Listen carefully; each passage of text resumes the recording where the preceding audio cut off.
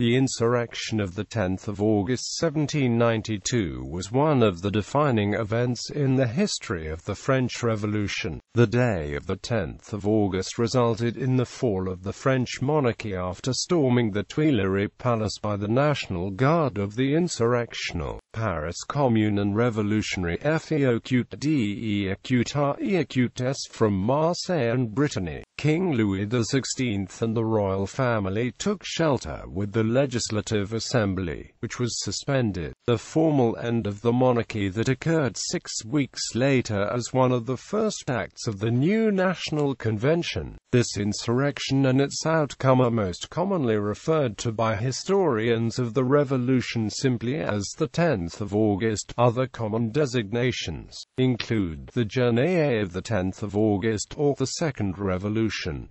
The context: the war declared on the 20th of April 1792 against the King of Bohemia and Hungary started badly. The initial battles were a disaster for the French, and Prussia joined Austria in active alliance against France. The blame for the disaster was thrown first upon the king and his ministers, and secondly upon the Brissatin party. The Legislative Assembly passed decrees sentencing any priest denounced by 20 citizens to immediate deportation, dissolving the King's Guard on the grounds that it was manned by aristocrats, and establishing in the vicinity of Paris a camp of 20,000 National Guardsmen. The king vetoed the decrees and dismissed Brissotins from the ministry. When the king formed a new cabinet mostly of constitutional monarchists, this widened the breach between the king on the one hand and the Assembly and the majority of the common people of Paris on the other. Events came to a head on the 16th of June when Lafayette sent a letter to the Assembly, recommending the suppression of the anarchists and political clubs in the capital. The king's veto of the Legislative Assembly's decrees was published on the 19th of June, just one day before the third anniversary of the tennis court oath which had inaugurated the revolution. The popular Journée of the 20th of June 1792 was organized to put pressure on the king. The king, appearing before the crowd, put on the bonnet rouge of liberty and drank to the health of the nation, but refused either to ratify decrees or to recall the ministers. The mayor of Paris, Pétion, was suspended, and on the 28th of June Lafayette left his post with the army and appeared before the Assembly to call on the deputies to dissolve the Jacobin Club and punish those who were responsible for the demonstration of the 20th of June.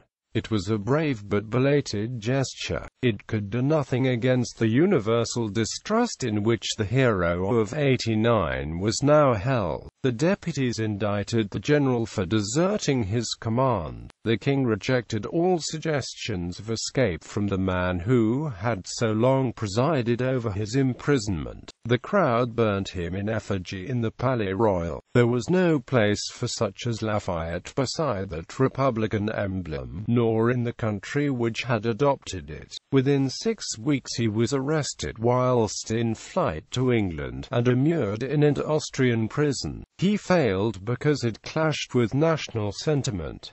The inaction in which he had kept the armies for more than 2 months past seemed inexplicable. It had given the Prussians time to finish the preparations and concentrate upon the Rhine undisturbed. A decree of the 2nd of July authorized National Guards, many of whom were already on the way to Paris, to come to the Federation ceremony. Another of the 5th of July declared that in the event of danger to the nation all able-bodied men could be called to service and necessary arms requisitioned. 6 days later the Assembly declared La Patrie est en danger. Banners were placed in the public squares bearing the words, "Would you allow foreign hordes to spread like a destroying torrent over your countryside?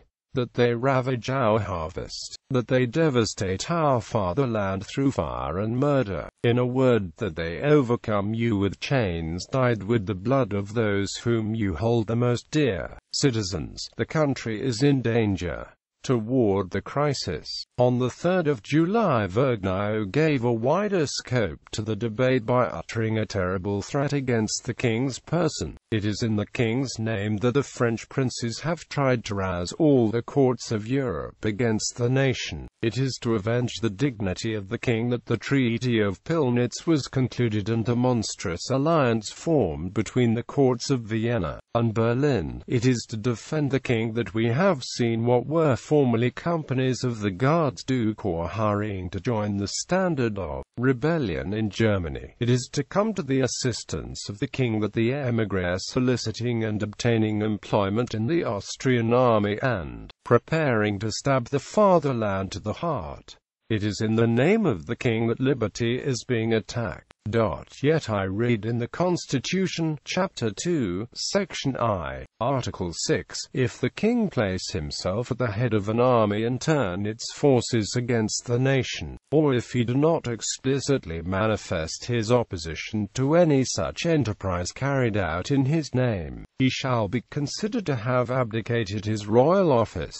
Vergniaud recalled the royal veto, the disorders which it had caused in the provinces, and the deliberate inaction of the generals who had opened the way to invasion, and he put it to the Assembly, though by implication rather than directly, that Louis XVI came within the scope of this article of the Constitution. By this means he put the idea of deposing the king into the minds of the public. His speech, which made an enormous impression, was circulated by the Assembly through all the departments. Evading the royal veto on an armed camp, the Assembly had invited National Guards from the provinces on the way to the front to come to Paris, ostensibly for the 14th of July celebrations. These fédérés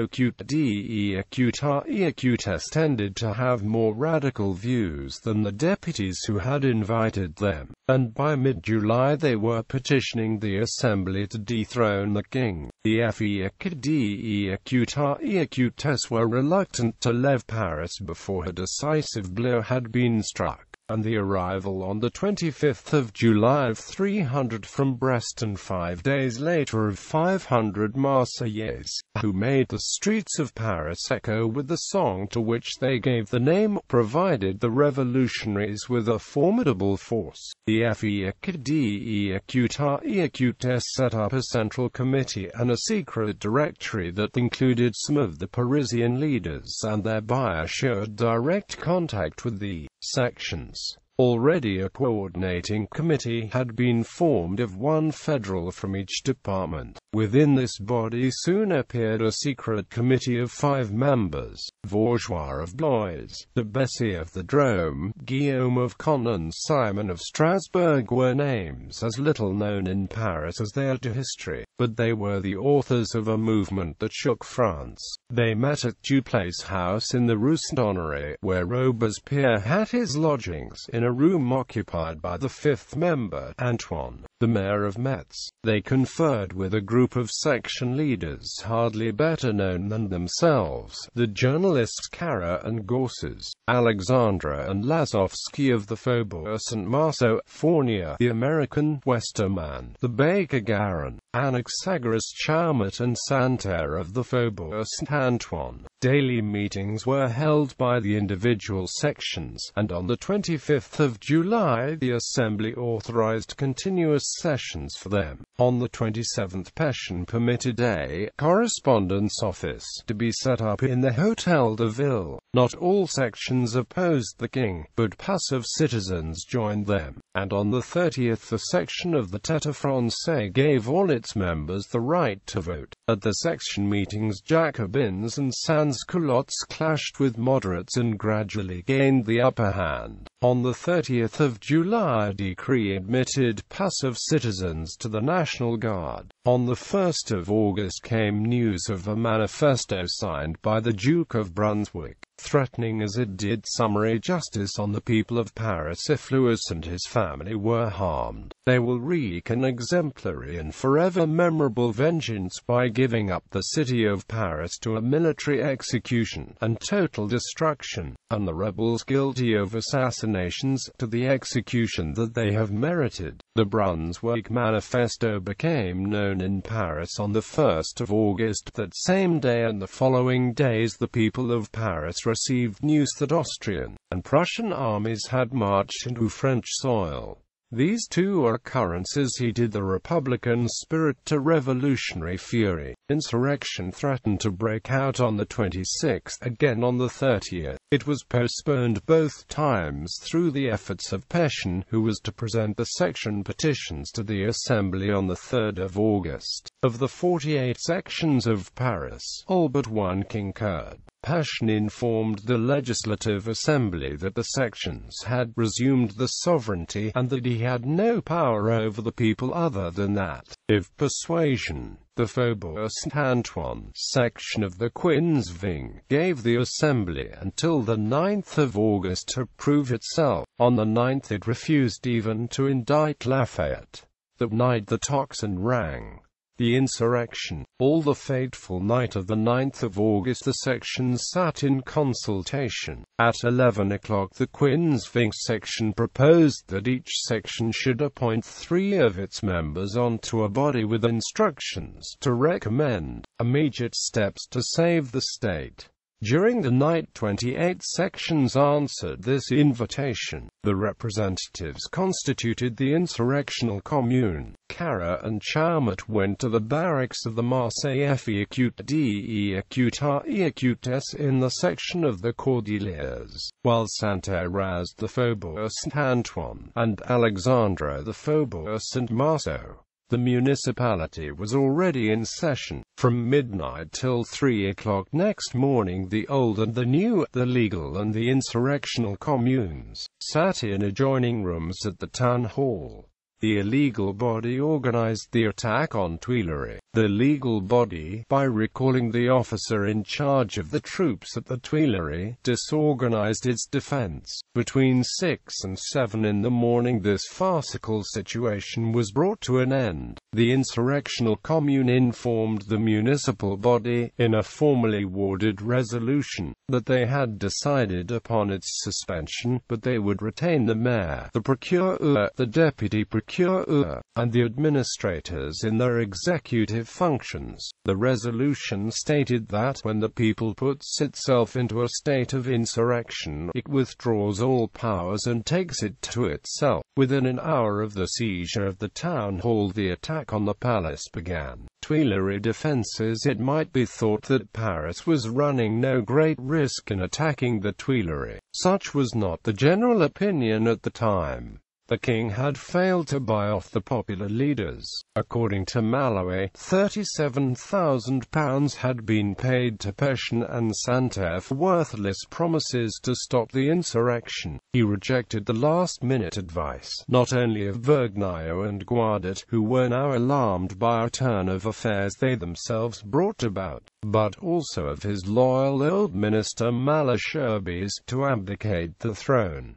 He was determined to defend the Tuileries. His supporters had anticipated and prepared for the attack long beforehand, and were confident of success. A plan of defense, drawn up by a professional soldier, had been adopted by the Paris Department on the 25th of June, for it was their official duty to safeguard the executive power.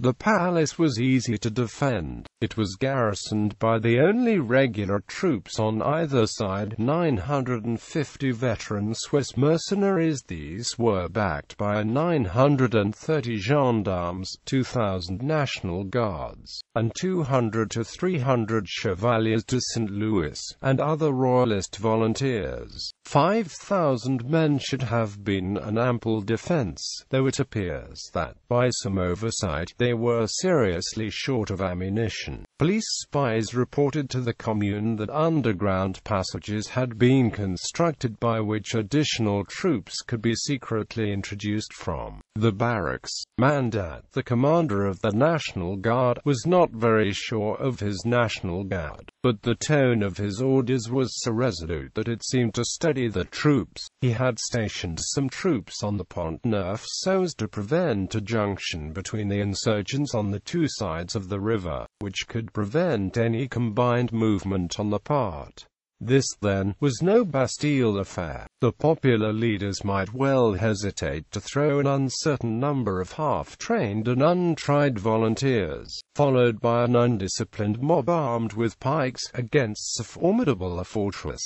The supporters of the throne might well expect victory. Dislocation of the defense. 3 men were in the palace late that night, whose presence should have guaranteed the safety of the royal family: Pétion, the mayor of Paris; Rodra, the procureur of the Paris department; and Mandat, the commander of the National Guard and the officer in charge of the troops detailed for the defense of the Tuileries. All 3 failed. The king, Pétion, professed that he had to come to defend the royal family, but about 2 in the morning, hearing himself threatened by a group of royalist gunners, he obeyed summons to the Parliament House, reported that all precautions had been taken to keep the peace, and retired ingloriously to the Mairie, where he was confined on the orders of the Insurrectional Commune. Rodra's first act was to assure the royal family that there would be no attack. His second act, when a series of bulletins from Blondel, the secretary of the department, made it clear that an attack was imminent, was to persuade Louis to abandon the defense of the palace and to put himself under the protection of the Assembly. Mandat, after seeing to the defense of the palace, was persuaded by Rodra to obey a treacherous summons from the town hall. Mandat knew nothing of the formation of the Insurrectional Commune, and thus he departed without any escort. He was put under arrest, and shortly thereafter murdered. His command was transferred to Santerre. Thus, when at about 7 in the morning the head of the federal column was seen debouching on the back of the palace, there was no one to order the defense. Louis, sleepily reviewing his garrison, in full dress, with his sword at his side, but with the powder falling out his hair, was greeted by some of the National Guards with cries of "Vive la Nation!" and "Abat la VIAF." Louis made no reply and went back to the Tuileries. Behind him quarrels were breaking out in the ranks. The gunners loudly declared they would not fire on the brethren. Hating violence and dreading bloodshed, Louis listened willingly to Rodra's suggestion that he should abandon the defense of the palace. The Queen urged in vain that they should stay and fight. Before even a single shot had been fired, the royal family were in sad retreat across the gardens to the door of the Assembly. "Gentlemen," said the king, "I come here to avoid a great crime. I think I cannot be safer than with you." "Sire," replied Vergniaud, who filled the chair, "you may rely on the firmness of the National Assembly. Its members have sworn to die in maintaining the rights of the people and the constituted authorities." The king then took his seat next the president, but Chabot reminded him that the Assembly could not deliberate in the presence of the king, and Louis retired with his family and ministers into the reporter's box behind the president. There, the king was given a seat and he listened, with his customary air of bland indifference, whilst the deputies discussed his fate. The queen sat at the bar of the house, with the Dauphin on her knees. To her, at least, the tragedy of the situation was clearly apparent. Assault on the Tuileries, the incentive for resistance, fell away with the king's departure. The means of defense had been diminished by the departure of the National Guardsmen who escorted the king. The gendarmerie left the posts, crying, "Vive la Nation!"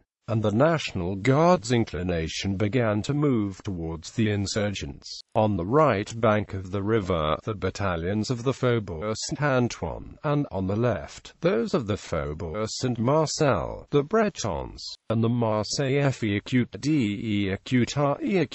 marched forth as freely as if going to parade. At many places that had been ordered guarded, no resistance was put up at all, like at the Arcade Saint-Jean, the passages of the bridges, along the quays, and in the court of the Louvre. An advance guard consisting of men, women, and children, all armed with cutters, cudgels, and pikes, spread over the abandoned carousel, and towards 8 o'clock the advance column, led by Westermann, appeared in front of the palace. The assault on the palace began at 8 o'clock in the morning. As per the king's orders, the Swiss troops had retired into the interior of the building, and a defense of the courtyard had been left entirely to the National Guard. The Marseillaise rushed in, fraternized with the gunners of the National Guard, reached the vestibule, ascended the grand staircase and called on the Swiss Guard to surrender. "Surrender to the nation," shouted Westermann in German. "We should think ourselves dishonored," was the reply. "We are Swiss. The Swiss do not part with their arms but with their lives. We think that we do not merit such an insult. If the regiment is no longer wanted, let it be legally discharged. But we will not leave our post, nor will we let our arms be taken from us."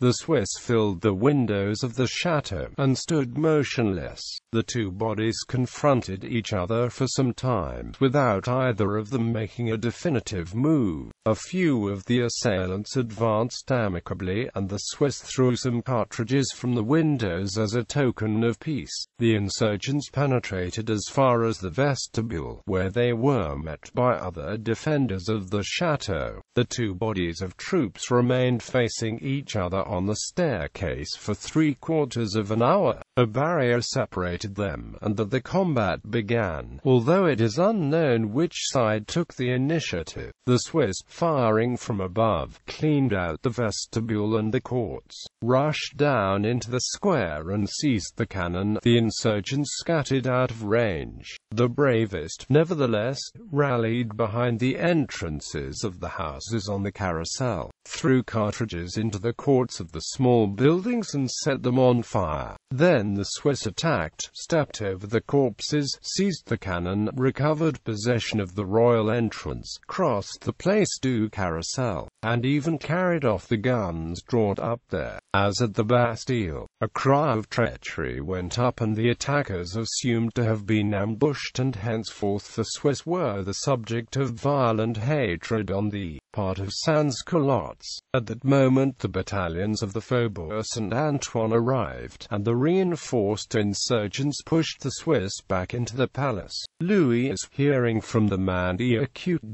the sound of firing, wrote on a scrap of paper, "The king orders the Swiss to lay down their arms at once, and to retire to the barracks." To obey this order at such a moment meant almost certain death, and Swiss officers in command realized the futility of it in the midst of heavy fighting and did not immediately act upon it. However, the position of the Swiss Guard soon became untenable as their ammunition ran low and casualties mounted. The king's note was then produced and the defenders were ordered to disengage. The main body of Swiss Guards fell back through the palace and retreated through the gardens at the rear of the building. Some sought sanctuary in the Parliament House, some were surrounded, carried off to the town hall, and put to death beneath the statue of Louis XIV. Out of the 900 only 300 survived. The massacre also included the male courtiers and members of the palace staff. However, no female members of the court seem to have been killed during the massacre. According to Jean-Louise Henriette Campan, the ladies-in-waiting were gathered in a room in the Queen's apartment, and when they were spotted, a man prevented an attack upon them by exclaiming, "In the name of passion, spare the women.